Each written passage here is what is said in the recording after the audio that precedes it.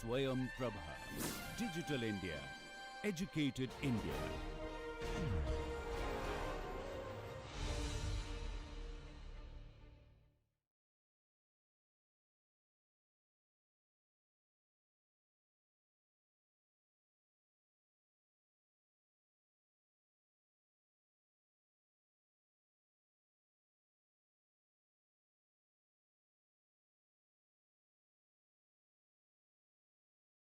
To day 6 of this lecture series, this Gyan course on basically microstructure and diffusion correlation in high entropy alloys.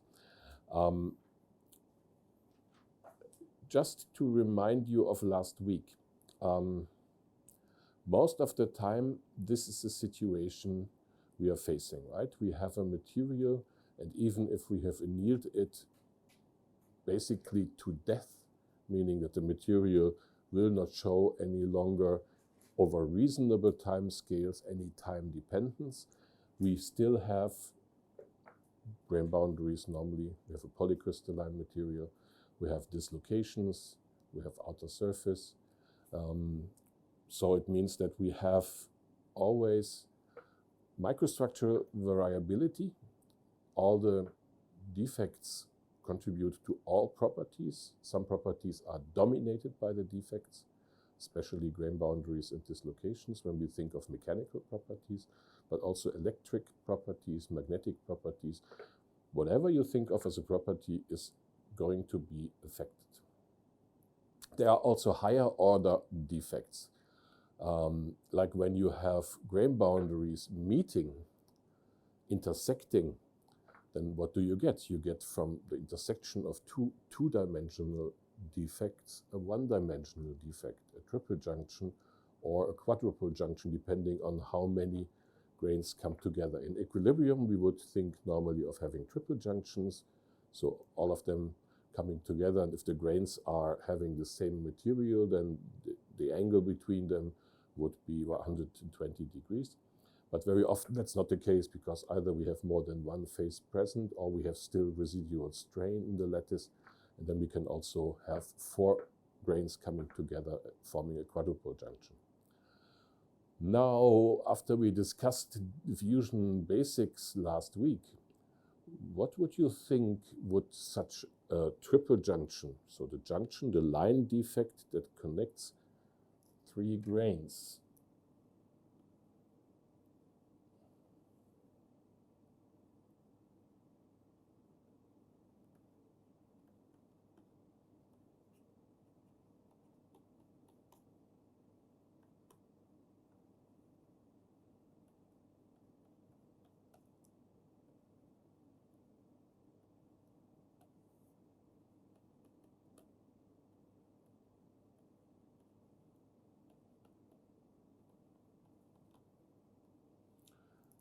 so it's, if we look at the cross-section, basically a point, but in reality it would again be a quasi-one-dimensional defect, pipe.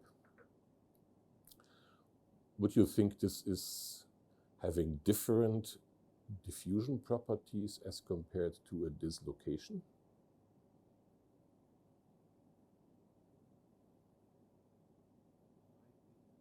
It might be. In the literature, actually, there have been reports going actually from much less energy, specific line energy of the triple junction as compared to a dislocation. There have been reports on the opposite, that it's more. It's a huge discussion over many, many decades. When you normalize this specific line energy with something like a grain boundary energy, always for the unit length or the unit area, so that you get just an energy and not per, then people have termed this as either positive or negative triple junction excess energy. And so far it has not been solved, but our results indicate that actually it is what you indicated, that it's not so much different from dislocation pipe diffusion. Maybe a little enhanced, so it's between or going between grain boundary diffusion, dislocation, pipe diffusion, and there you're absolutely correct. it could be different for different systems. And then also the local stress distributions play a big role. But also these are important microstructural elements, because the triple junction basically govern how grain growth and coarsening would happen, because they basically need to move out in order for the grain, one of the grains becoming larger. And often these are the pinning points for the grains because of segregation of impurities inside of the triple junctions, and so they basically create what we call a Zener drag. So it means that impurity atoms are going to the defect find energetically low-lying positions, and so it's requiring a higher activation enthalpy to move these atoms out of their current position. So when we have all this, maybe you just remind me what we discussed last week's. How do we now do a diffusion measurements when we basically apply tracer everywhere here, and then we section macroscopically?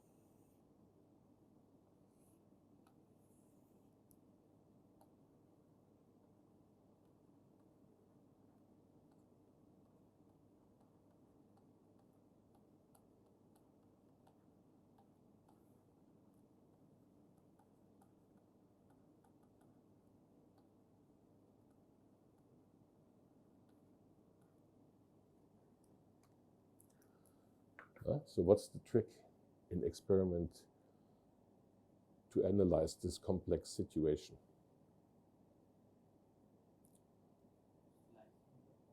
We slice the part, but then we have in each slice we have grain boundaries, we have part of the dislocation pipes, we have parts of the triple junctions, and so on and so on. Everything is also in the slices, because the slices will be not on the atomic scale, right? So they will be either micrometer thick or maybe a few tens nanometers thick, but still large with respect to an individual atom. So how do we distinguish them? Because we basically then count all the tracer atom in this slice, right? But then we count all the tracer atoms in the slice. How do we know whether the tracer atom has diffused along a grain boundary or along a dislocation pipe or just in the grain interior? The trick is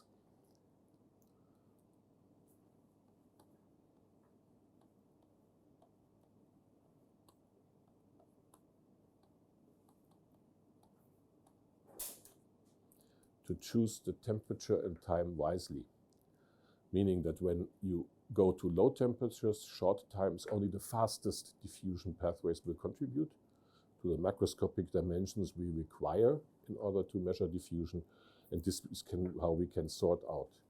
We can do because this is actually real experimental data from our group on diffusion rates in polycrystalline silver. And there you can see that basically we have a good contrast between volume diffusion, between dislocation pipe diffusion,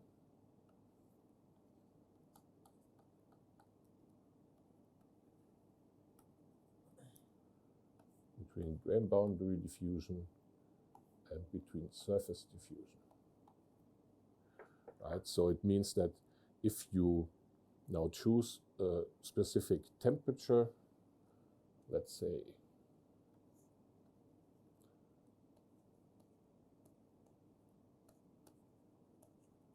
this temperature, for a given annealing time, you will not be able to measure volume diffusion. It's just too slow. You might encounter dislocation pipe diffusion and grain boundary diffusion. And surface diffusion we take out because we cut the outer surface. So whatever diffused we cannot prevent, but we take out a sufficiently thick part of the outer surface of the sample so that it's not longer affecting our measurement when we put the slices into a detector to count the radioactive atoms. When we say that like dislocation, diffusion to dislocation.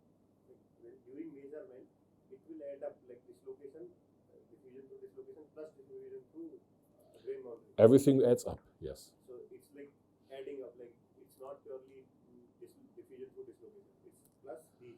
We always can only measure everything.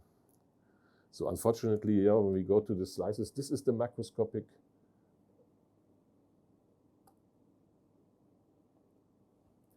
This is the macroscopic slice.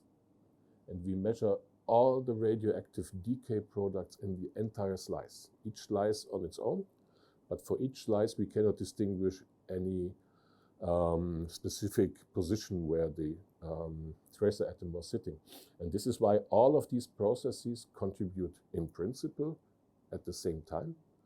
But the good thing is, because of this dependence, we take out the surface, so we don't need to worry about surface diffusion. We are at temperatures maybe that are too low and the times for diffusion annealing too short. So volume diffusion cannot contribute because the diffusion distance, the effective diffusion distance would be one lattice constant or so. So we don't. Like here the axis is Tm by T. In previous all case we take 1 by T. Yes, good question. I give the question back to you. Why is that? To find a homologous temperature. Yes, maybe you can explain your colleague why is that important.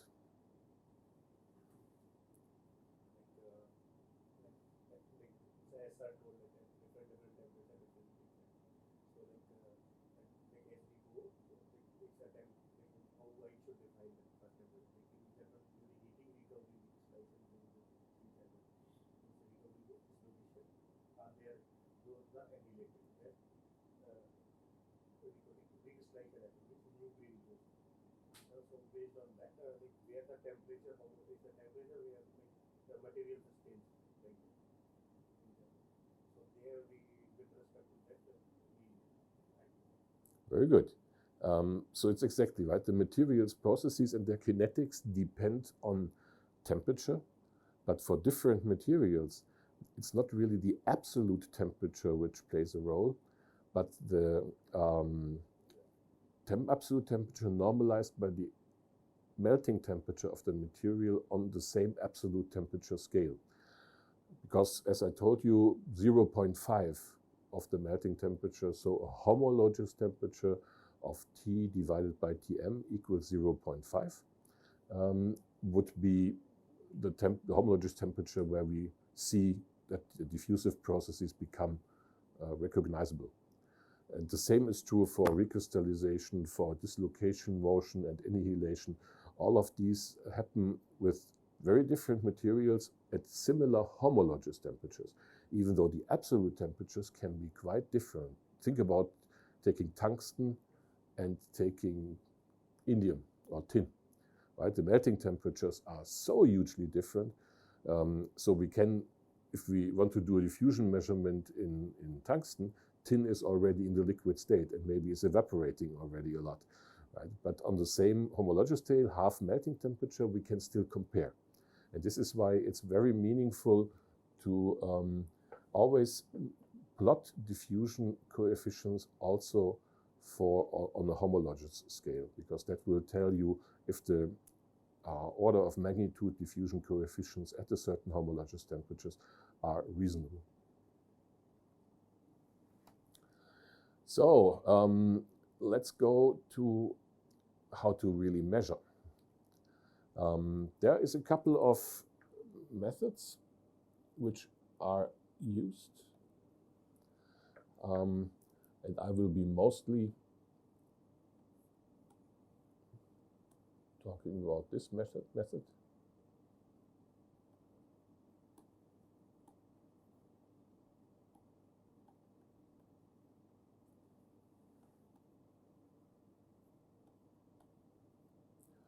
And that's because you can see that this method has the beauty that we can cover a huge range of diffusion coefficients. So we can measure diffusion coefficients as low as maybe 10 to the minus 23 and as high as maybe 10 to the minus 8 square meters per second. No other method can cover such a wide range. Also, the sensitivity of this method will be the largest of all different diffusion measurements or methods. But sometimes we have to take other methods also into account, either if we want to measure in very thin sections, very close to the surface, and many people who are doing surface science worry about these issues. So they will be using something like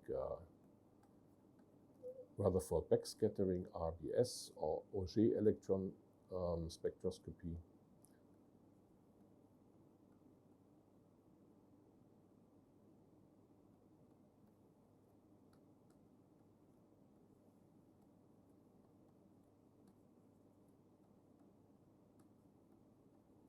So if you want to measure proper surface diffusion, these methods are your friend.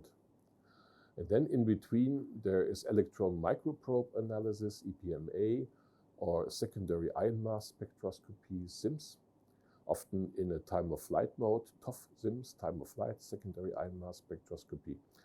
And these methods are used whenever we cannot apply a radioactive tracer. So if we have stable tracers, then we can take the sample anywhere and use any method we like in order to investigate it. And then it's also possible to do SIMS and EPMA measurements. This we have to do for some elements where there is no good tracer. What is a good tracer, by the way? A good radioactive tracer. Good radioactive tracer needs to have a half-lifetime which is sufficiently long so that we can apply it, go through all the steps I'm going to show you in a minute, and in the end still have enough tracer left in the material so the detector can still count the decays. So if you have only, let's say, a lifetime of half an hour, after half an hour, half of the applied tracer will be gone. It's not longer radioactive.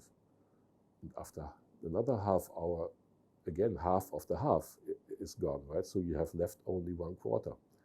And so it means that very rapidly you can then run into a situation where your counting efficiency is not sufficiently high to really recognize tracer or tracer profile over a certain depth. The tracer lifetime is one thing, but also the efficiency of the decay should be high. So it means there should be in the tracer enough activity so that you have enough decays per second so that the detector can give you a decent count. Otherwise, you have to wait just too long.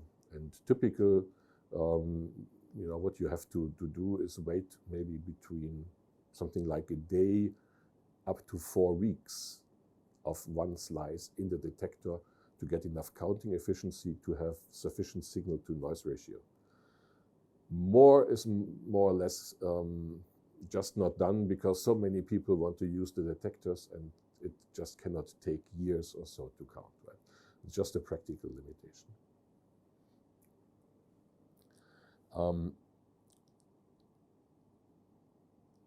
We have thus to select or to think of selecting two things, the method which we use, as well as the temperature and time we apply beforehand to have the tracer diffuse in our material.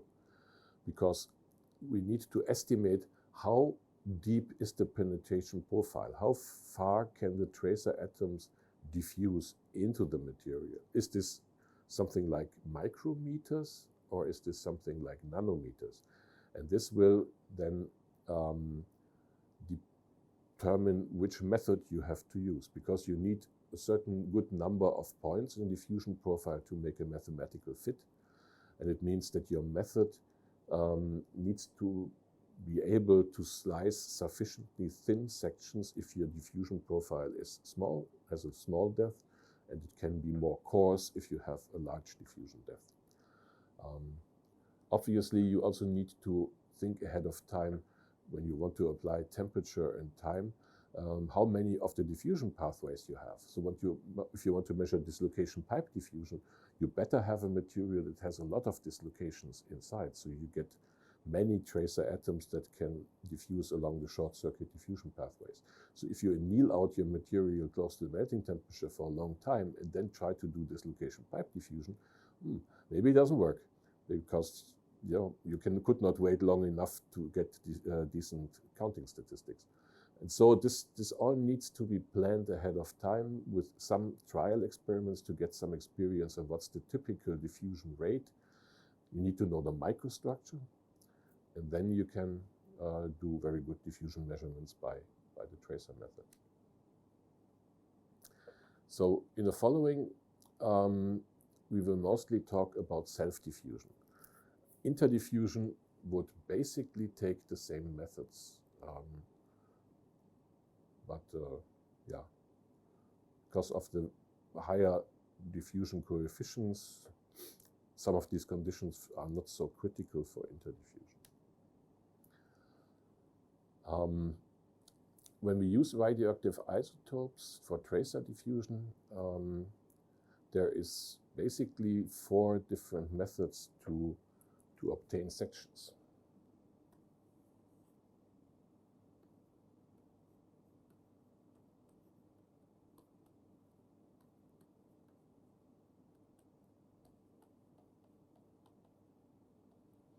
And by far the most used ones are either mechanical sectioning, so you use a microtome and you cut slices. This is when you have a very long diffusion profile, so that each slice can be having micrometer dimensions in terms of thickness. Or if your diffusion profile is of the order of a few microns only, so your cuts have to have a thickness of, say, several tens nanometers. 100 nanometers maybe is a rather more realistic number. And then one can do parallel precision grinding to remove layers of the material, which you do when you grind and polish, right? But then in this case, the material which is grinded off or polished off is collected and then put into the detector. And the other one, which is very often used, is ion beam sputtering. So you basically shoot with ions on the surface, you sputter off atoms from the surface, so you create a sputter crater, and you collect the sputtered off atoms onto some foil, which again is then put into the detector. So this will be for something like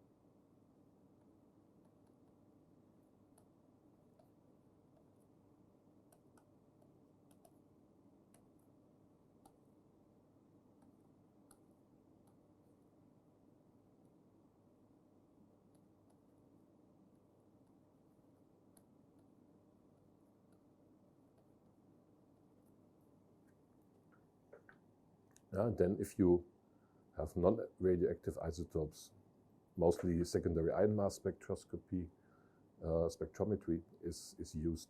And I will not talk about Rutherford backscattering or Auger electron spectroscopy, because these are really surface sensitive methods which are not really related to the topic of this course. So this is how the tracer technique works in principle. You have a material, this is the gray part, and you have polished it to very nice finish. Then you apply a tracer solution. It means you dissolute your tracer atoms in a solution, and then you apply it by a micropipette or so on the surface. You let it spread. Maybe you also do some rotation so that the spreading is more even. Then you let it dry. typically by a lamp furnace. And then you do the diffusion annealing. So you put the whole material, maybe wrapped into a protective molybdenum or tungsten foil, into purified quartz glass tube, which is filled with very pure argon, or you could use any other inert gas, put into a furnace, and the temperature is controlled very accurately over the whole time of your diffusion annealing. And this is set for a certain temperature, so you get a diffusion annealing done for a given temperature T and a time small t that you select. Then you take it rapidly out of the furnace so that the sample gets to room temperature as quickly as possible. Then you take off the external surface to don't get any impact of the surface diffusion that also occurs. Then you slice thin slices. Then you count for each slice the radioactive decay products, which are proportional to the number of radioactive tracer atoms in each layer. And then you plot it basically as a function, as some function of the depth. And this function of the depth will vary depending on whether you are measuring in the regime where volume diffusion is dominant, or where grain boundary diffusion is dominant, or where there is both contributions affecting your result, or also if dislocation pipe diffusion would be a dominant or also major mechanism. Yes? Haha, good. You saw it.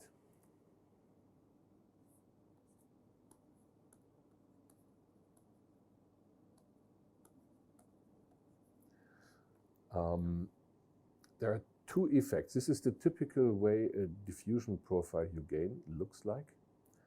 And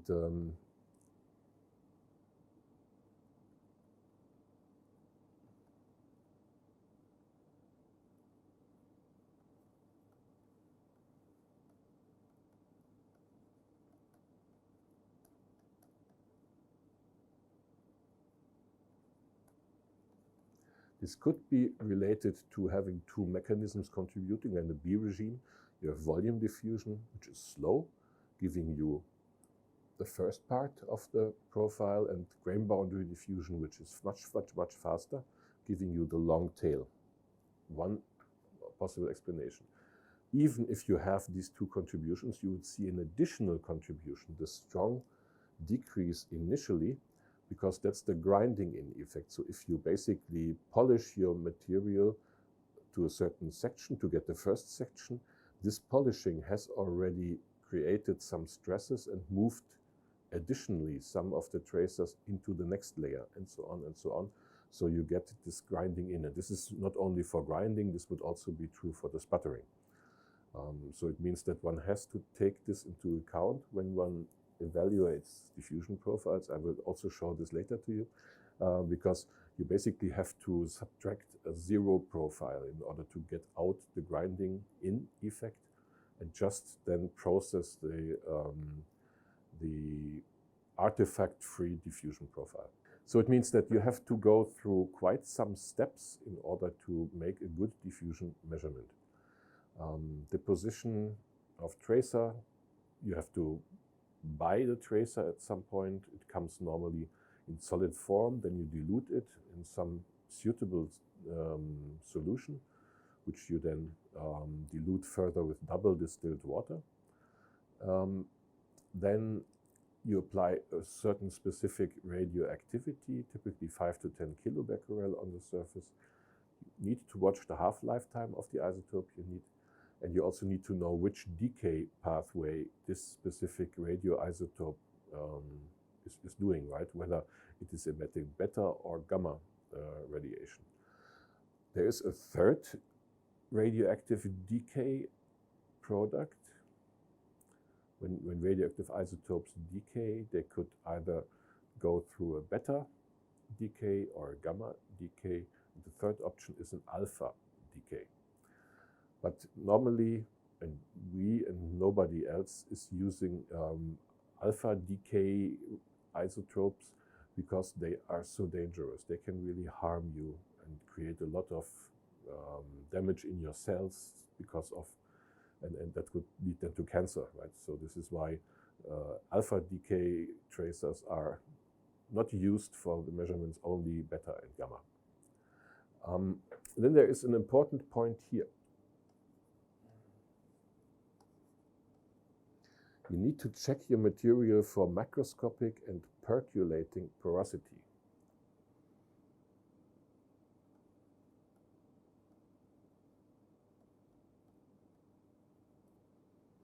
What means percolating porosity? It means when I now have, let's say, a cross-section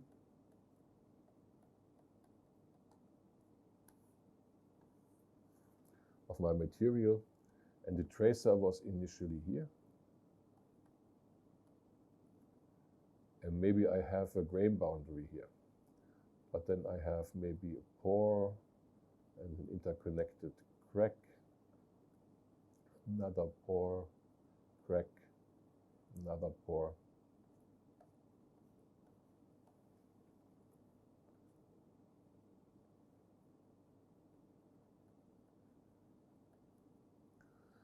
And this is defining a percolating pathway for diffusion. So it's interconnected. And that means within this percolation pathway, it's open surface diffusion which rules, which is much faster. So we would get basically the wrong answer out. We want to measure grain boundary diffusion, but we measure is surface diffusion because they are internal surfaces and not grain boundaries. In order to do this, we normally apply a gamma emitter on the sample surface, and then we just let it dry. And basically, we do not do any diffusion annealing. Still do a sectioning, because if there is open surface diffusion, the tracer goes into these open surfaces and along the percolating pathway. And when we then do sectioning and measure the isotope concentration in the depth profile, we see a result which comes not from diffusion, because we didn't anneal. So it means then we know, the sample is porous. We cannot use that sample for diffusion measurements. It's actually also a very sensitive way to probe for porosity, which is obviously very important also for mechanical properties, because you can determine something like 10 to the minus 4, 10 to the minus 5 fractions of porosity, which is difficult to do in any microscopy-based analysis.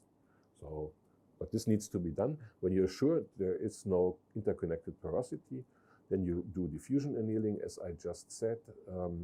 If you want to use short annealing times, typically less than 1 hour, then you need to do an annealing time correction, because the time the sample needs to get to the temperature and get back to room temperature then is considerable compared to the annealing time.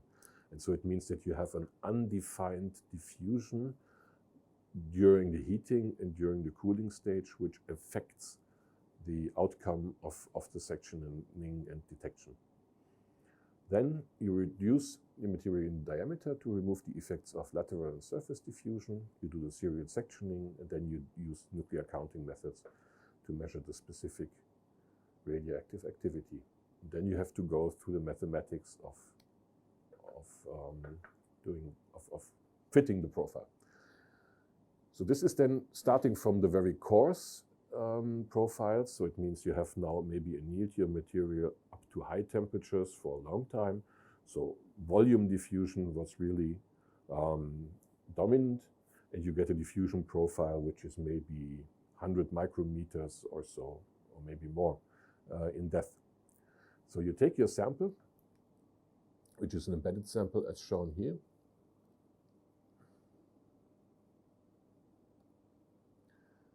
Right here. So the gray thing is the sample. And then first you do the reduction, meaning that you have a sharp blade which moves back and forth, so you can basically reduce the diameter of your sample by the sample turning quickly and by basically cutting off the edges, so to speak. Obviously, you need to do this in a thickness which is thicker than the average diffusion length into your material, because otherwise the solutes could go along the surface and come from the backside or from the side of the sample entering your volume. If you have done this dimensional reduction, then you can use a microtome with a sharp blade, preferably a new diamond blade, and then basically cut, right, by slicing over the top of the sample. You slice off a certain thickness, you collect it, and then you move the sample up and slice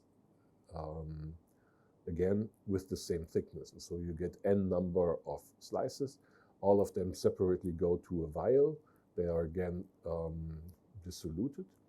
And then you basically count the radioactive decay occurrences over time. If you have a less thick diffusion profile, you basically go for the parallel grinding method. Again, you use then a sample, typically it's then rotated on a rotating holder to basically cut out again the sides for avoiding lateral and surface diffusion. Then you put the sample here in plane geometry, and then you have basically a very precisely adjustable grinding device, which grinds off thin section of your material, and you collect always everything which has been grinded off your material. So you grind off a certain thickness, you stop, you take off the grinding foil. The grinding foil goes to the vial, gets dissoluted, and the material grinded off is on the grinding foil or grinding paper. And so you basically collected all the atoms in that slice which you have taken off. How to determine the thickness? It's thickness. Yes, exactly.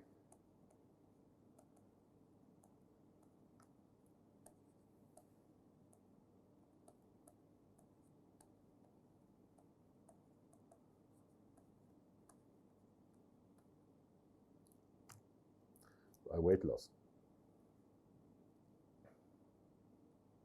No, it doesn't like to. So it means you basically have to have a very good microbalance in order to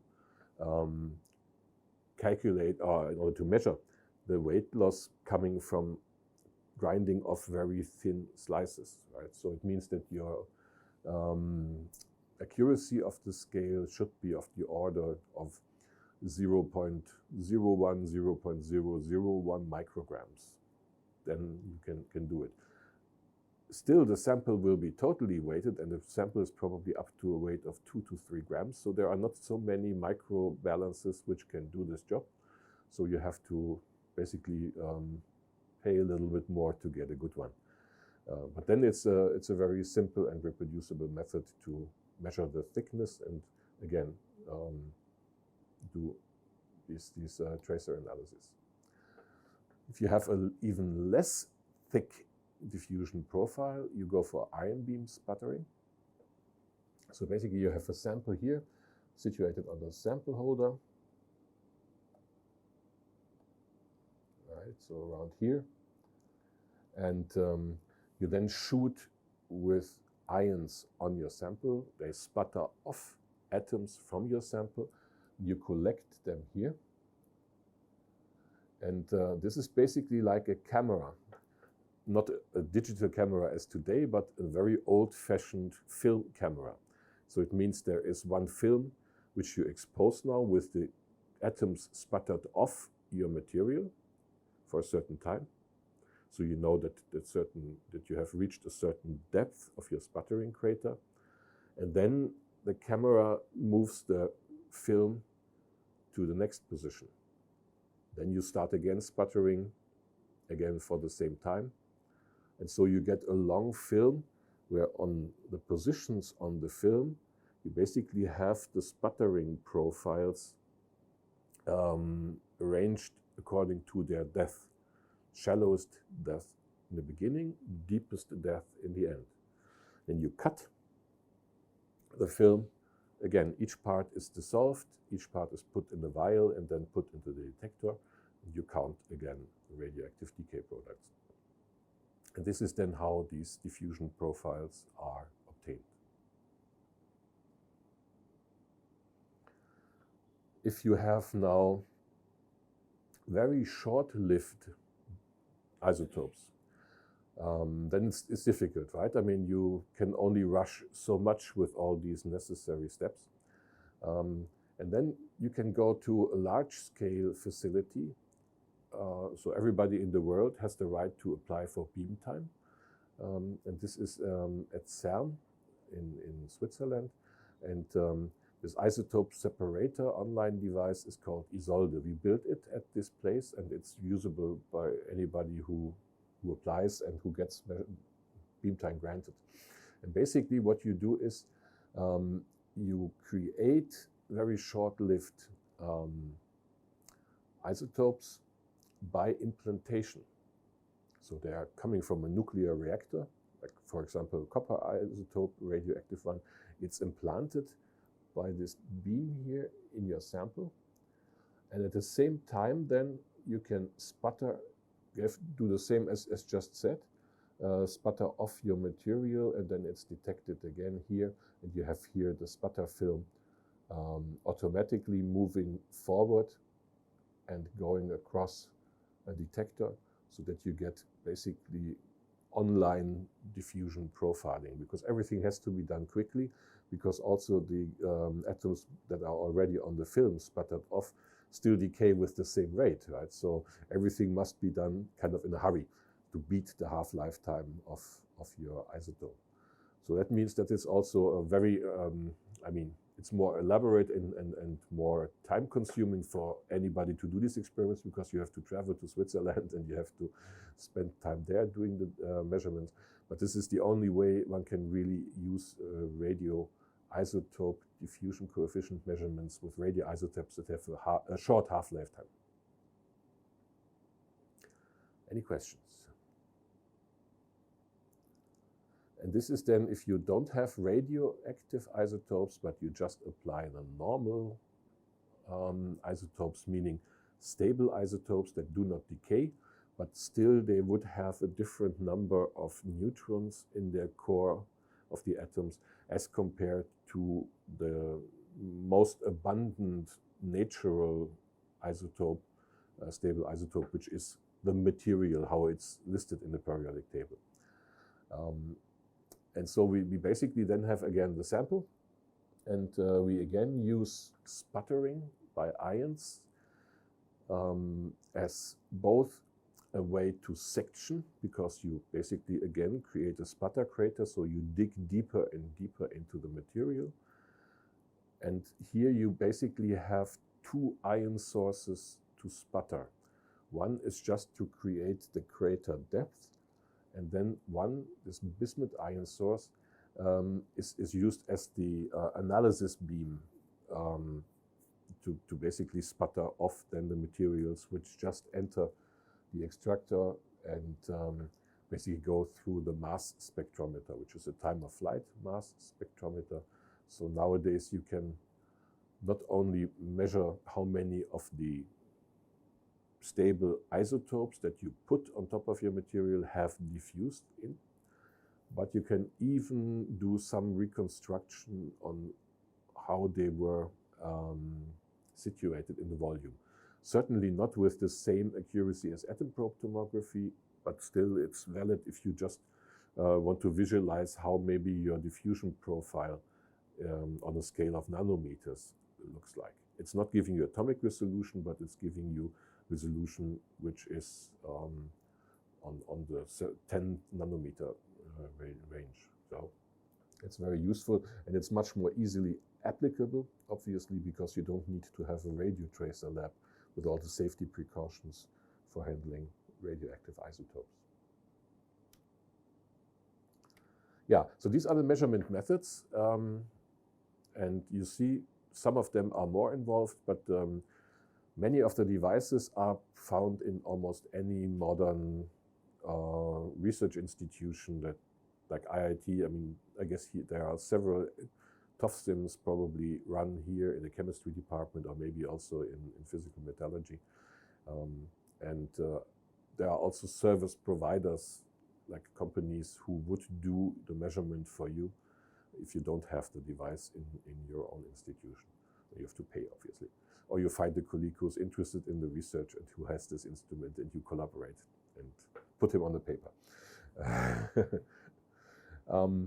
Yeah, so this is all there is to it. This is a little bit elaborate in terms of the steps you have to do, but it becomes routine. And I think as a PhD student, the golden rule in our lab is 1 diffusion coefficient per day. This is kind of what you should aim at when you have really mastered all the methods that you need to apply.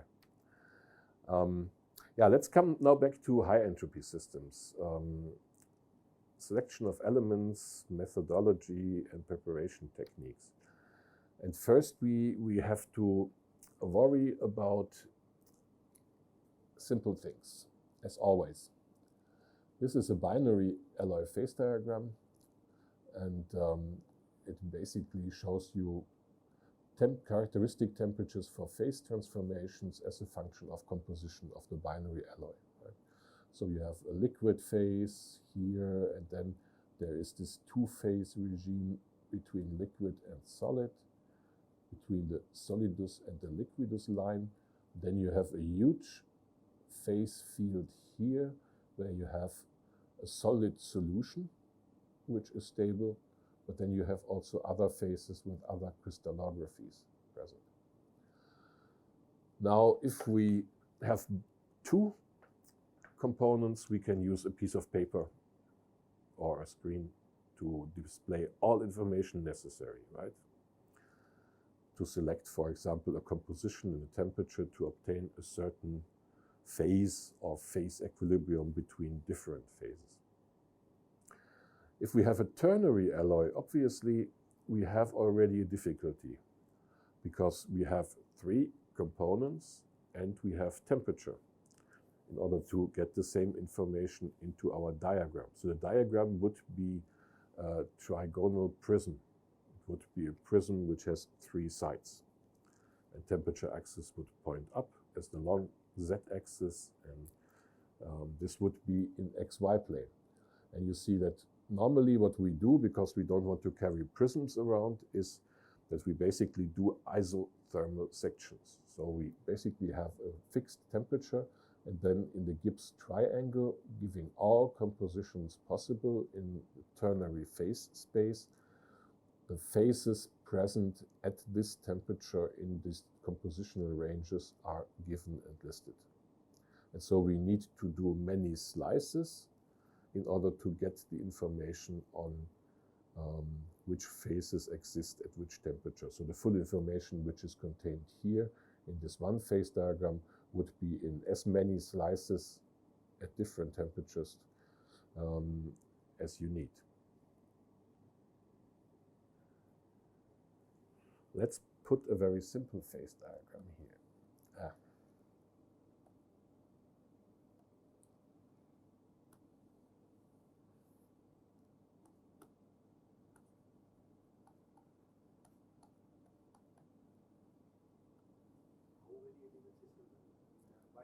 Binary.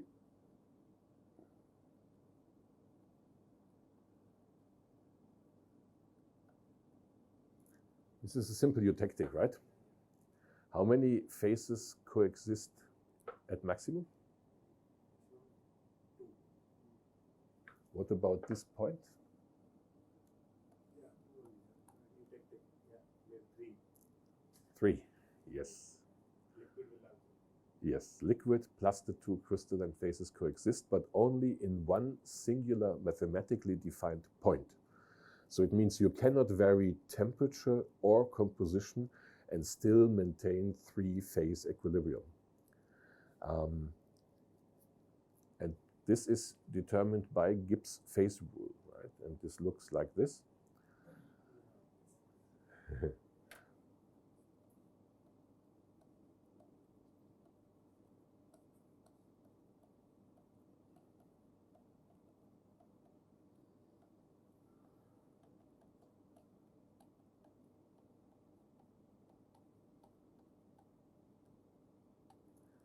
The number of phases that coexist in equilibrium depends on the number of constituents.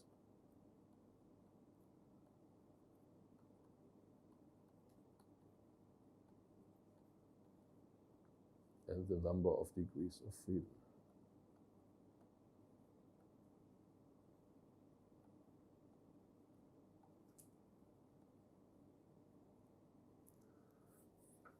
So it means if we are, for example,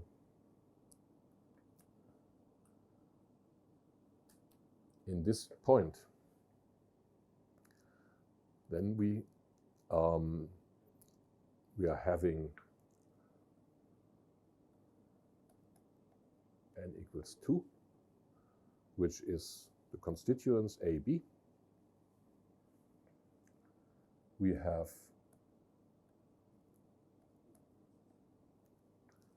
phases equals 2, right? Because at this point we have, when we draw the conode, solid alpha and liquid, which means we have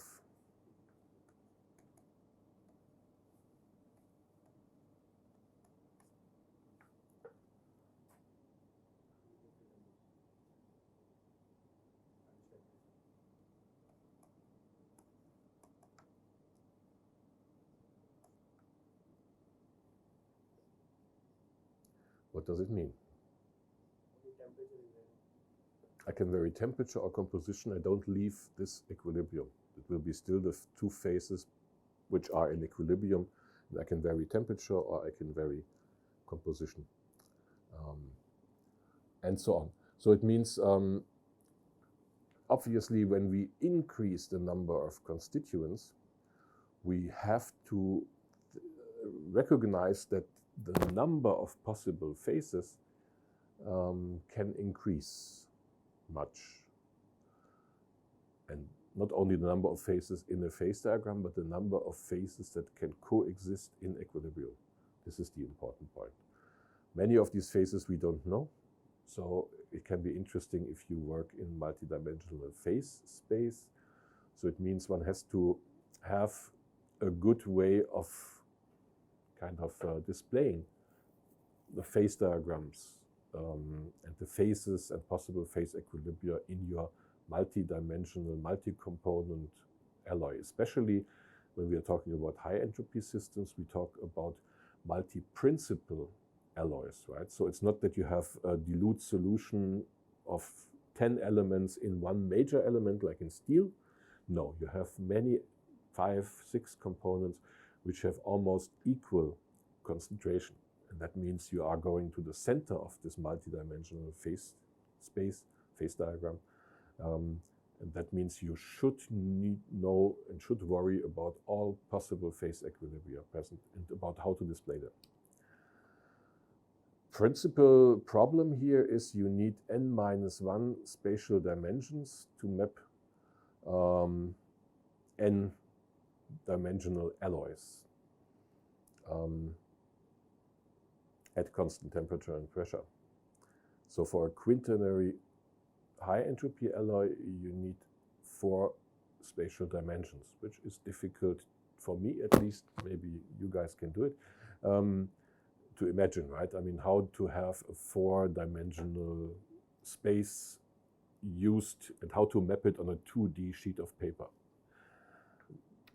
There are, however, some things people have suggested to visualize phase space for 5 or more components.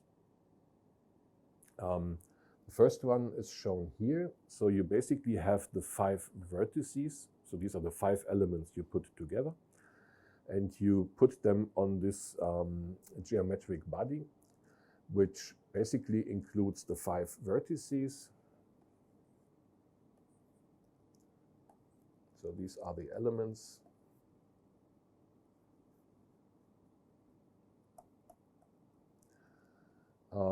And then, since this is again a 2-dimensional or quasi 3-dimensional representation of a 4-dimensional phase diagram, we have to think of this as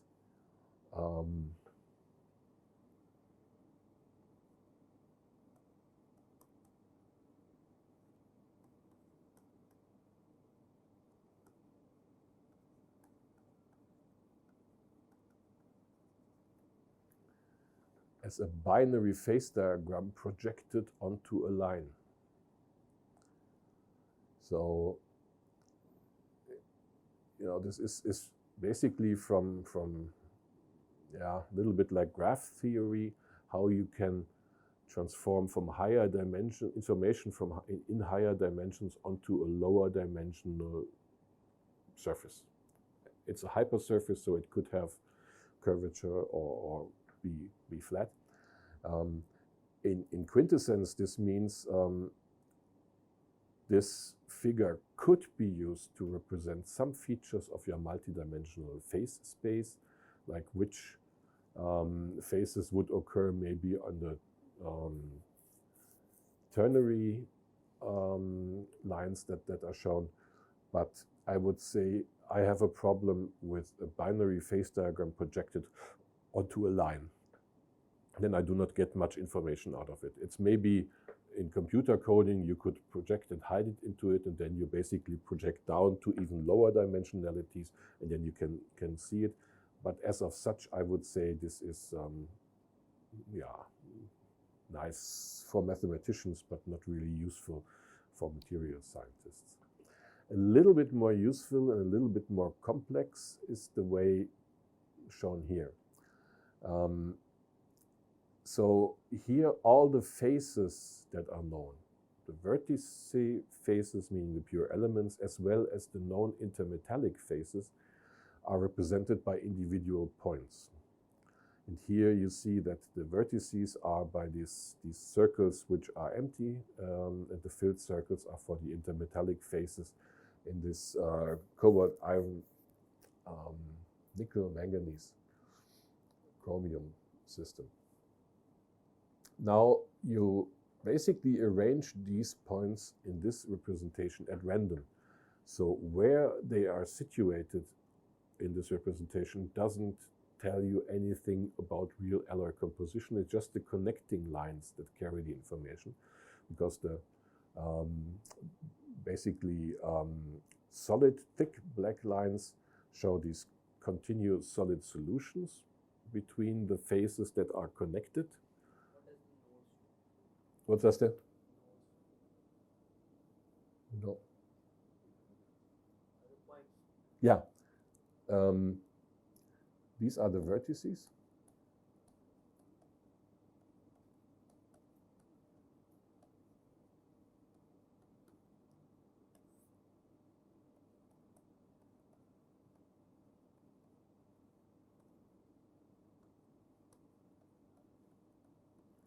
Intermetallic phases, meaning these are compounds which have a defined stoichiometry.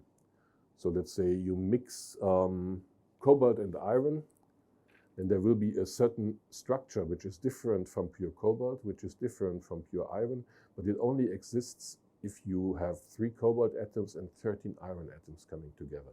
So in the phase diagram here, it would be something like a line compound. It could also have solubility, but this is what is meant by intermetallic phase. So it's a defined stoichiometry, and it has its own crystallography, own stability range. Positions are distorted, and you cannot read any. These thick lines, it's a continuous solid solution, meaning you can mix nickel and cobalt in any proportion, and it will basically not form a new crystallography in the solid state. And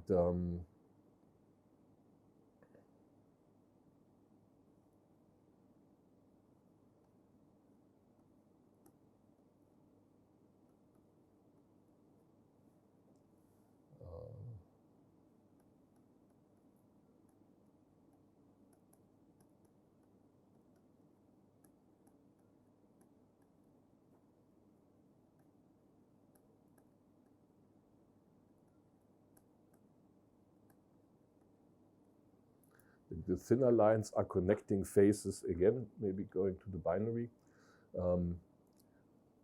So you have here a two-phase field.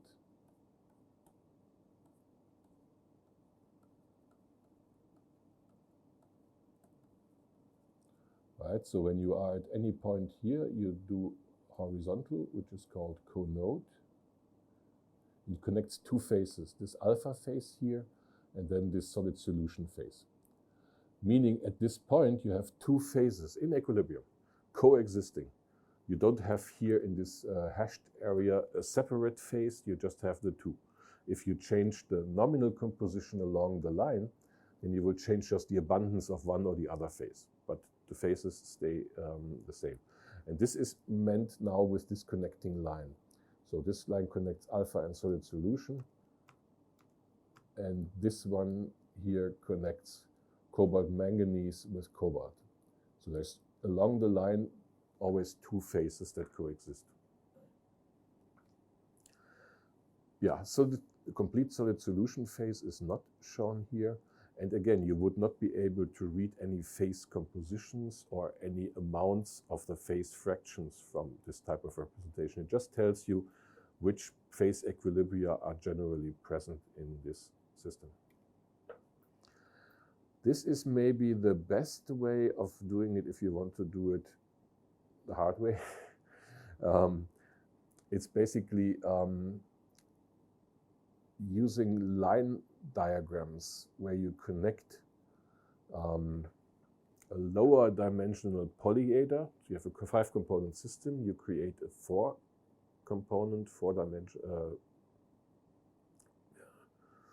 3-dimensional phase diagram, and now you connect any point inside of this volume to the vertex which is not included in your volume. So 5 components, A, B, C, D are here, E is over there. And then basically you can map out different concentrations according to the distance between pure vertex and the connecting point. And you can do this now to any point in the volume of your A, B, C, D, E. And obviously you can also create different volumes here and connect to a different vertex. So you can basically create a ray diagram for all possible combinations, and that will actually, in the end, mathematically, it's necessary that it can show all the phases and all phase equilibria. Nobody has done it so far in reality, because it's just too complex and too much information necessary. But just this would be something, which would be feasible. How to do it in reality? Do you have a suggestion? I like 2D sheets of paper which I can carry around, or 2D screen to show something. So in order to use it, really, you need to have something which comes in handy, which can be used much more easily than these complicated things. And this is why we use isoplaths. So an isoplath is not a phase diagram. It lacks specific conditions and that are necessary in order to really have a phase diagram. But it shows you very nicely what happens if you keep 4 components at the same ratio.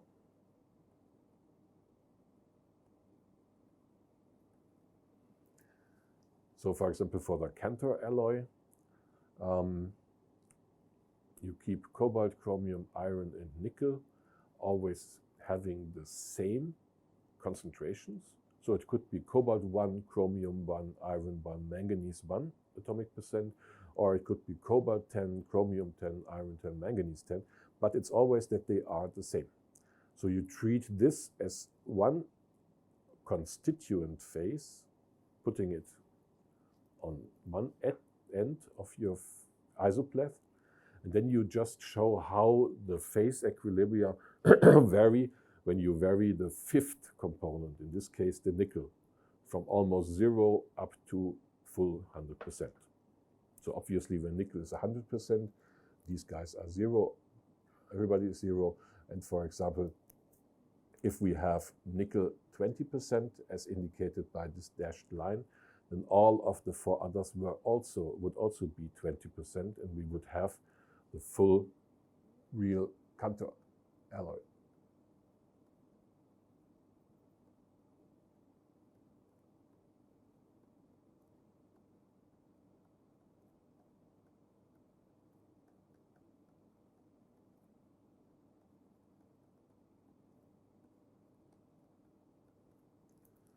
Right, so 5 times 20, 100, everything's fine. This is much more useful because you can now do a variation. You cut basically a plane through the higher dimensional phase diagram, and you obtain information you need in order to do alloy selection by just choosing, do I want to have a single phase alloy? Then my nickel concentration must be having a certain minimum amount, because otherwise I get into 2-phase regions or multi-phase regions. Yeah, and also it shows you nicely, if you have selected your alloy composition, what is the temperature ranges you want to avoid if you want to avoid either melting or second phase formation, which is happening here in the lower temperatures. Right, so these are all different phases which would form. Some of them you don't want to have in your material at all, because sigma phase is again an intermetallic compound, so specific stoichiometry. It's very brittle, so when you have it in your material and you deform it, your material will probably break. So you don't like it. It's a very big problem also in steels. So the backdraw is you can only show what happens when you vary one element independently. You cannot show in these isopleth diagrams what happens if 2 or 3 elements are varied at the same time. And you cannot read phase compositions or volume fractions of phases from these diagrams. So as I said, not proper phase diagrams, so this needs to be calculated then separately. But I think this is very useful for the real work. No, absolutely not valid. Yeah, lever rule is just the way to calculate phase fractions from phase diagram, and this cannot be applied here. Then we also in alloy selection have to get a more realistic description of the thermodynamics. Very often you see that people like the regular solution model. So solution models basically are describing mathematically what happens if you mix one given element with 1 or 2 or more constituents. And basically the effects of entropy change and enthalpy change are then accounted for, and they are basically related to specific simplifying assumptions, like for example, atoms would behave like billiard balls, so there is no interaction parameter between them, and then it's called an ideal solution. And if you say, there is some interaction, like for example, if I mix one atom into another, maybe heat is generated, or maybe the volume changes from the way you macroscopically calculate, then a regular solution model is applied, which has an interaction parameter in enthalpy and not in entropy. And you can then basically make a series of more and more stringent assumptions to get to any complex solution model. And the thermodynamically adapted power series is the most complex one, but it's basically also then a curve fitting routine, because you have so many parameters that there is no physical meaning related to each and every parameter anymore. Problem is many literature works, people in the literature use the regular solution model, which is the second most simple one. It just tells you the mixing entropy is just statistical, meaning that you calculate the entropy like you would calculate if you draw a ball in a lottery. And the enthalpy of mixing is small, could be positive or negative, but it's a small value. And this is shown here, right? So you see that the enthalpy of mixing, and these authors didn't put the delta here, so I would put a delta H because it's an excess energy, and also for the mixing entropy, they put like this. This is nice for any high entropy paper because the entropy is dominating, right? Mixing entropy. But that's not the reality. Reality is that most of the solid solutions we form are rather more, at least of the sub-regular solution type. So it means that the interatomic interactions are not symmetric to equiatomic composition. It's different if you are the A-rich side as compared to the B-rich side because the A and B atoms are sufficiently different. This is why we have to take into account that these curves for temperature times mixing entropy or for the mixing enthalpy are also asymmetric. So it means that at least a sub-regular solution model should always be checked if it does not fit the data of your material better than a regular solution model. I know that many students shy away from this because it's more work, but it really is giving you extra insight and a much better. To use the Midema model normally, maybe I come to this in 2 slides or so. Maybe I go there first. Here. So when we use these parameters like lattice distortion or like mixing enthalpy, then as you said, right, for binary systems it's clear because A, B, B, A, there isn't any more. But for ternary already it's getting more complex. For 5 it's highly complex.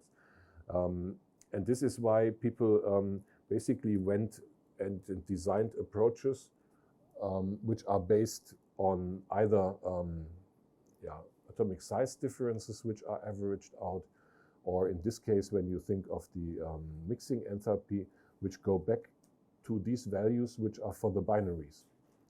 So these are the binary interaction parameters basically, and you then just calculate the average to get an effective value for the n-component solid solution. This is simplified, and this is a better way. So what you would get really is data which are calculated by Midema's model. There you can get for the binaries the real interaction parameters out of them. I mean, the real. It's still an approximation. It's a continuum approach, and it's not rigorous, but it's empiric. But it is very good, and it works. And then you calculate these interaction parameters, and then you basically use this summation to get, again, the average effective mixing enthalpy for the n-component system. Obviously, you can have now different situations. You can have 5 components where some of the binary systems show a positive enthalpy of mixing. That means they like to phase separate. And some of them could have a negative heat of mixing, which means that compound formation or mixing is favored. In these cases, this averaged effective value will depend a lot on your composition, your nominal composition, because what you do is a weighted average in the end, right? And then it is, yeah, it's not complicated, but whether your result will be very good in terms of comparison to reality, it's unclear. There could be situations where this is not the case, but again, then you are probably in a case where the sub-regular solution model would not be the best. You would probably need to go to a much more complex solution model because maybe one of your constituents at least is so much different from the others that it creates these very large positive or negative mixing enthalpies. And then, yeah, one probably needs to go to real Kalfat numerical modeling and not use these analytical descriptions of the solution models. But if you have only positive or only negative, or if there are changes of the sign, small magnitudes of the binary interactions, the binary mixing enthalpies, then this is basically giving you a very good description. So in all cases that I know, it has been valid. Yeah, what I wanted to say here again is be also careful again, especially for the entropy. We like to use only the statistical entropy of mixing, right? So calculate how many different configurations can we have when we add a different particle into a given configuration. So it's what we call complexion number. It's the number of distinguishable different configurations. But there are also different sources of additional entropy: magnetic entropy, vibrational entropy, and all of these could be, especially the vibrational entropy, much larger than the mixing entropy. And they could also depend a lot on where you are in the phase diagram, as shown here. So you could get very, very strongly asymmetric courses of these entropy functions, which means that your mixing entropy, which you calculate in this ideal way, might be dominant and might be insignificant in other cases in the same only binary system. And now you have to imagine that this is for the 4 or 5 component system, right? So it means one has to be always a little bit careful and really get a good description of the thermodynamics, because in the end, the thermodynamics will also be directly related to the diffusion measurements you do. Yeah, so thinking of phase formation and phase stability, obviously this is the governing equation here, and we have discussed this already. In this term delta S mix, all these configurational, vibrational, electronic or magnetic contributions need to be taken into account. And obviously we also have geometric effects, like the size of an atom. The size of an atom is something which is highly undefined by nature, because it will change whether you put this atom together with equal atoms and form a crystal lattice, or whether you put this atom as an impurity into a different lattice, because the electronic interactions will be different, and that means the effective radius will change. But these are really very important geometry effects, and I think you all know Young-Rothery rules for binary solutions. If not, I will come to them shortly. One has to take into account both aspects have always to be considered in order to make a good high entropy system, to have large solid solubilities. Yeah, I went through this already. Young-Rothery rules. These are rules for either defining ranges where you can find certain intermetallic compounds or phases. Then the electron per atom condition was used. But for this case here, more importantly, is this geometry effect, the atomic radius. So if you want to mix 2 atoms and they should then form a solid solution, mix on the same crystal lattice, then the atomic radius difference should be less than 15%. Also, the crystal structures of solute and solvent should be similar. Doesn't mean it should be identical. If you think of the Cantor alloy, out of chromium, iron, manganese, cobalt, and nickel, the whole alloy is FCC, face-centered cubic, but only 2 components are FCC, right? But the crystal lattices of the other constituents are not that much different, so they are similar, they are related. And then the same valency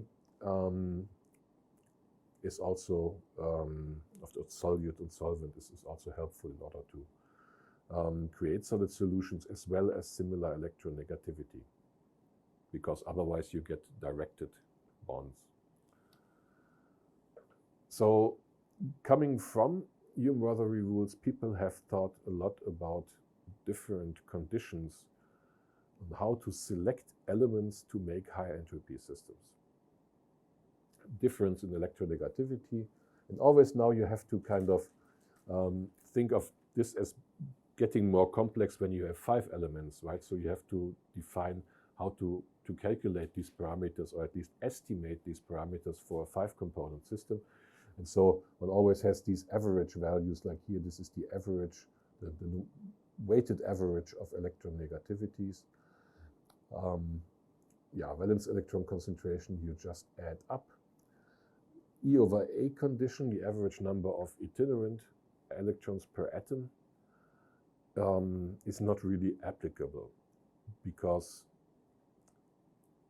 the amount of itinerant electrons depends, first of all, on the binding, and second of all, for transition metal alloys, you have s, p, and also d orbitals.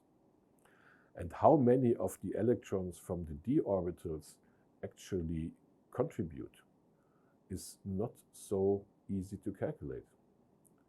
Right? So it means how many do you count as the ones which you put into the E/A ratio? If you, for example, look now and think electrons per atom ratio condition is the same as valence electron concentration condition, then actually if you do the calculation for pure copper, you would see that the electron over atom E/A ratio condition gives you 1. But D element, D is still surveillance. Yes, but they are not counted for the E/A, but they are counted for the valence electron concentration, because there all the atoms, like you see, there is 1 s electron, a 4s, and there are 10 d electrons, the 3d10. And so valence electron concentration gives you for copper an 11, and E/A ratio condition gives you a 1. What is the physically meaningful value? I would say it depends. It depends on with which element you mix the copper. Right? So this is difficult. And this omega parameter condition, there are also several variants of this out there in the literature. Basically combine, again, something like melting temperature differences as well as mixing enthalpy and mixing entropy, both in a numeric parameter, one number, which basically gives you, yeah, they all calculate at the melting temperature, and that's a big problem, because when you come from the liquid and you cool, you go through a region where the temperature obviously is high, while the crystal is the stable phase. A high temperature means the term temperature times entropy is large, and it's highly likely that this region here of higher temperatures is giving you conditions where a solid solution phase might form. But if you go lower in temperature, obviously the T times S term gets less dominant, enthalpy becomes more dominant, and it means very often you go through a region where you have solid solution only as a metastable phase, which is in competition with another phase that forms and destabilizes your high entropy system. There's one thing also concerning electron negativity. You can calculate it in different ways, and you get quite different regions where elements have similar conditions, similar properties, so that they would indicate good solid solution formability in these regions. If you look into it, you would think, maybe then manganese should not be part of the Cantor alloy system, right? Because it's not so closely related here than the other ones. So my feeling is, and this is a personal feeling, I wouldn't trust all these electron negativity, valence electron concentration, E/A ratio conditions for high entropy systems. This is also shown here in this nice plot, where basically as a function of valence electron concentration, people have plotted a number of alloys, which are either in BCC or in FCC or in a two-phase mixture, FCC plus BCC mixture. Fully closed symbols are for only FCC phases, fully open for only BCC phases, and these half-filled symbols are for the mixtures. If you look at it, these are rather similar systems. So this is not displaying all kinds of families of high entropy systems, but just different compositional variations in a few families only. And still one can say that with the exception of maybe two or so, all of them are not really showing distinct behavior. So yeah, my opinion is there are no correlations found between phases formed and this electron negativity or valence electron concentration condition when you really compare a large number of different alloys and the range of alloy families.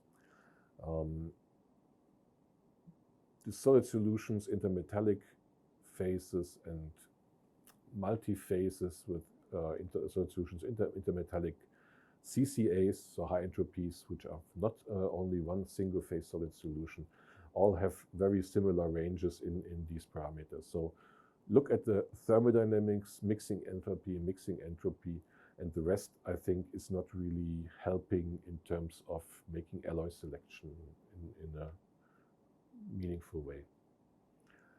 What can happen if you choose the wrong composition, if you wanted to have an alloy which is composed of only one solid solution phase, are mostly two mechanisms. It can undergo spinodal decomposition. So it means there is a very high positive mixing enthalpy, and that basically makes the free energy functional of your solid solution convex, and the convex functional for a single phase can never be stable. That means it's separating automatically, you cannot prevent. It's an unstable condition, not a metastable, an unstable condition. Every fluctuation will serve to go downhill, meaning precipitates will form, two phases will form, which have different compositions. Or obviously precipitation, right? So you could get a new phase. This is often very nice because it might impact your mechanical properties in a very good way, because you have additional ways to stop dislocations. The grain boundaries can be pinned. But if you want to make a high entropy alloy really consisting of only a solid solution, then it's not what you want to get. So one needs to be careful. And this is affected mostly by the formation enthalpy of this intermetallic or second phase. So this will overrule temperature times mixing entropy at some point, and then you can not avoid that these guys are formed. And mostly they form first at the grain boundaries, because there is higher mobility, and also the accommodation of a new phase can be easier when that phase is still very small, the nucleating stage. So stresses are not as high, and stresses give you an additional free enthalpy penalty. So adds up to the height of the FD activation barrier, and this is why these places, dislocation cores, grain boundaries, are preferred nucleation sites for the second phases that form, which can be used to your advantage. Because in normal system, like we want to prefer, because most of the elements aggregate there. yes, But in HEA cases, like most of the elements are mixed in the whole system. Like it should be, I think, similar to. maybe think about it this way.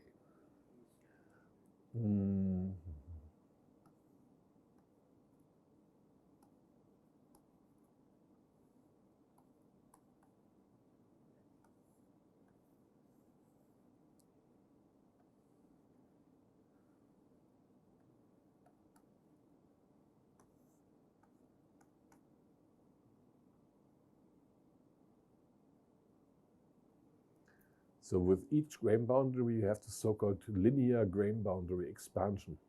It's a parameter measured in meters or so, but it basically signifies the additional excess volume associated with this planar defect. More volume means diffusion can occur more easily, but more volume also means any foreign element can go there more easily. And if you have nucleation of precipitate,